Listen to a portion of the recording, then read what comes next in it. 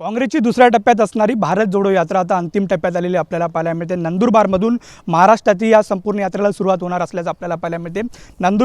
नंदुरबारमधील या सीबी ग्राउंडवरून हा संपूर्ण ध्वज हस्तांतरित जो कार्यक्रम आहे तो केला जाणार आहे। त्या अगोदर जी वातावरण निर्मिती आहे ती सध्या केलेली आपल्याला पाहायला मिळते। समोर आपण बघतोय राहुल गांधी यांचा मोठा फोटो आणि संपूर्ण महाराष्ट्रातील राष्ट्रीय जे नेते आहेत त्यांचे बॅनरवरती फोटो असलेले आपल्याला पाहायला मिळते। 2 वाजता याच ग्राउंडवरती मोठ्या संख्येने जे नेते असतील किंवा येथील स्थानिक जे कार्यकर्ते महाराष्ट्रभरातून जे स्थानिक कार्यकर्ते या यात्रेत सहभागी होणार आहेत ते संपूर्ण कार्यकर्ते या यात्रेत सहभागी होतील। मात्र त्या अगोदर या ठिकाणून राहुल गांधी जे आहेत ते मार्गदर्शन करणार आहेत। आपण समोर बघतोय की जे स्क्रीन व्यवस्था आहे त्या स्क्रीन व्यवस्थेच्या माध्यमातून संपूर्ण कार्यकर्त्यांना हा कार्यक्रम बघता येणार आहे। मात्र त्या अगोदर जर पाहायला गेलं तर जी बैठक व्यवस्था आहे मंडप आहे ते मोठ्या प्रमाणात घालण्यात आलेलं आपल्याला पाहायला मिळतोय।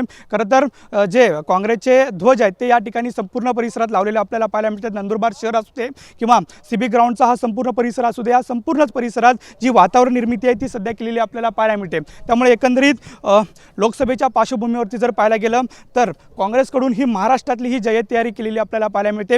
आज नंदुरबारमधून 2 वाजता या संपूर्ण यात्रेला सुरुवात होईल। धुळे नाशिक मार्गे अखेरच्या टप्प्यात मुंबईतील छत्रपती शिवाजी महाराज ग्राउंडवरती आज संपूर्ण भारत जोडो यात्रेचा समारोप होईल। मात्र आज राहुल गांधी नेमकं काय बोलणार, आज कशा पद्धतीचा प्रतिसाद असणार हे पाहणं महत्त्वाचं ठरणार आहे। वडोदरा प्रसाद सोबत नंदकिशोर गावडे, TV9 मराठी, नंदुरबार।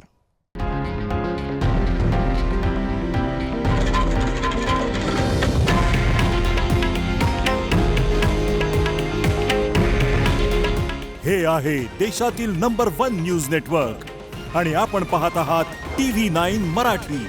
काळजी तुमची, हित महाराष्ट्राचं।